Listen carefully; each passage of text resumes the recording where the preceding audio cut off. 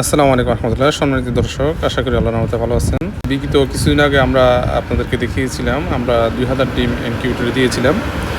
তো আসলে কিছু ডিম বহন করতে এবং মেশিনে আসলাম কয়েকবার, আমরা মেশিনে ডিমগুলো ট্রান্সফার করছি। হ্যাচিংয়ের সময় ট্রান্সফার করতে আমাদের প্রায় 100 ডিমের মতো নষ্ট হয়েছে। তো আমাদের টোটাল 1900 ডিম আমরা মেশিনে দিয়েছিলাম, প্রায় 1900, হয়তো কিছু কম বেশি হবে।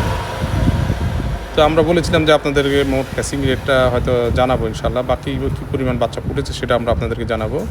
তো আলহামদুলিল্লাহ আমাদের গত 6 দিন আগে হ্যাচিং কমপ্লিট হয়েছে, কিন্তু ওই সময় আমরা আপনাদেরকে জানাতে পারিনি, কারণ হচ্ছে আমি রুগী নিয়ে হসপিটালে ছিলাম। তো আমরা মেশিনে ডিম দিয়েছিলাম টোটাল 1900।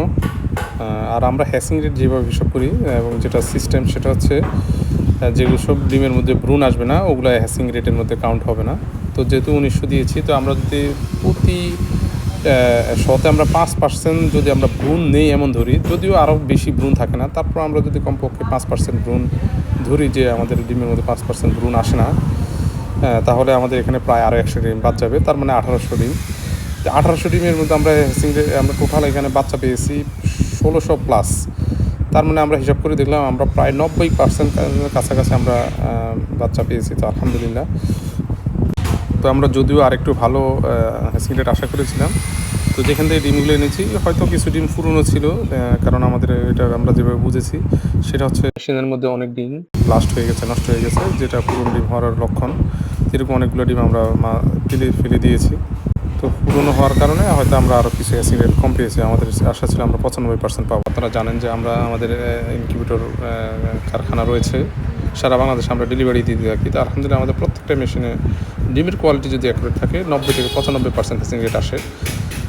তারপর আলহামদুলিল্লাহ 90% এটাও সর্বোচ্চ হ্যাচিং রেট। তো এখন এই বাচ্চাগুলোর বয়স হচ্ছে আজকে 6 দিন।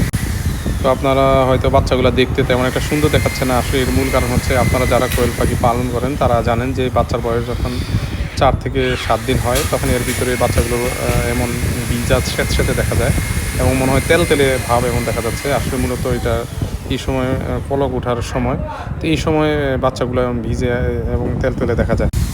তো এটা মূলত আসলে কোনো সমস্যা নয়, আপনারা যখন কোয়েল পাখি পালন করবেন তখন এমন হবে। তো এটা নিয়ে অনেকেই উদ্বিগ্ন হয়ে যায়, তো আসলে এটা নিয়ে ভয় পাওয়ার কিছুই নেই।